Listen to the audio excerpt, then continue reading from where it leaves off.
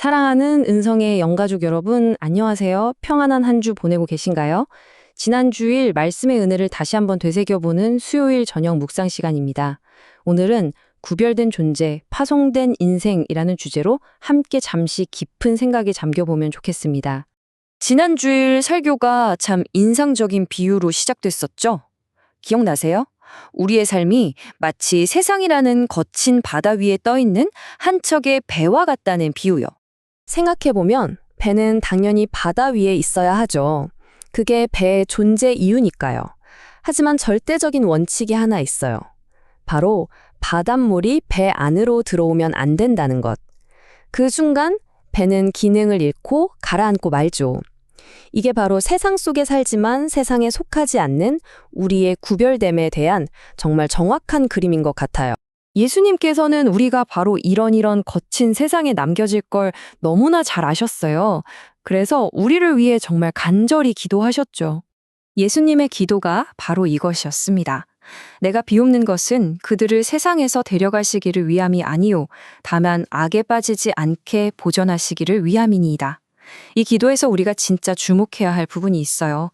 주님께서 우리를 이 세상에서 아예 싹 데려가달라고 기도하지 않으셨다는 거예요.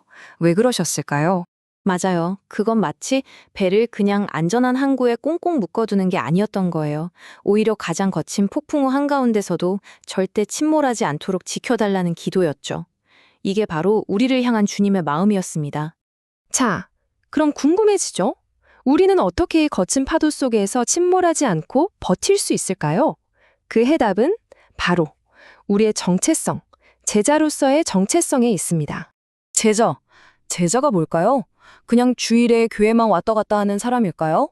아니죠. 제자는 사명을 가지고 세상 한복판으로 보냄받은 사람, 바로 그 사람이 제자인 겁니다. 그러니까 우리의 위치는 분명히 세상 속이에요. 하지만 우리의 정체성은 달라요. 세상의 가치관, 세상의 것들이 우리 안으로 들어오지 못하게 딱 막아내는 것. 마치 단단한 배의 선체가 거센 바닷물을 막아주는 것처럼요. 다니엘의 삶을 보면 이게 정말 선명하게 보여요.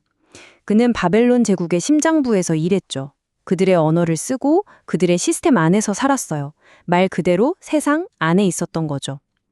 하지만 성경은 말하죠. 다니엘은 뜻을 정하여 자비를 더럽히지 아니하리라. 세상에 속하지는 않았던 겁니다.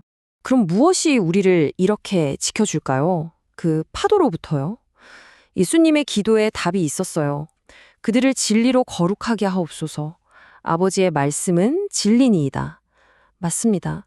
아버지의 말씀, 바로 이 진리가 우리 인생이라는 배를 만드는 단단한 선체고 우리 영혼을 지키는 완벽한 방수벽인 거예요. 자, 이제 정말 중요한 지점이에요. 주님께서 우리를 왜 세상 속에서 지키시고 왜 구별하실까요? 그게 끝이 아니기 때문이에요.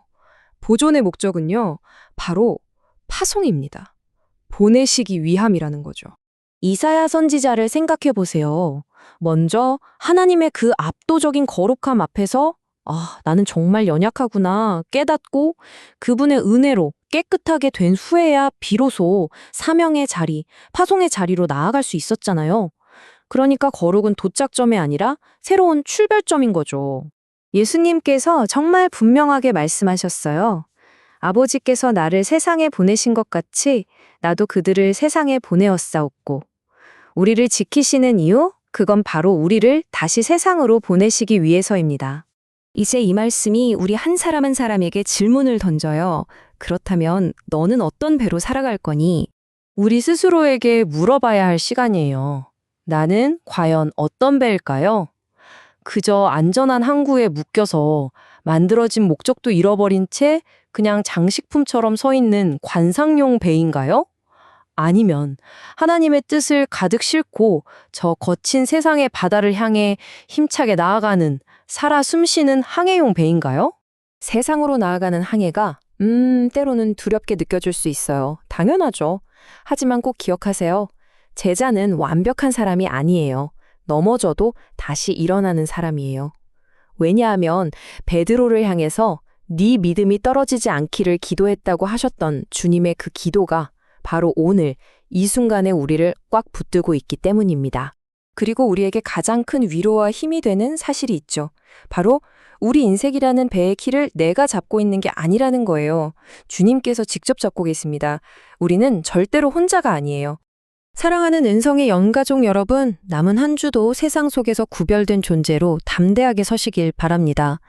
그리고 여러분 각자의 삶의 자리로 보냄받은 그 파송된 인생으로 멋지게 살아가시기를 주님의 이름으로 축복합니다.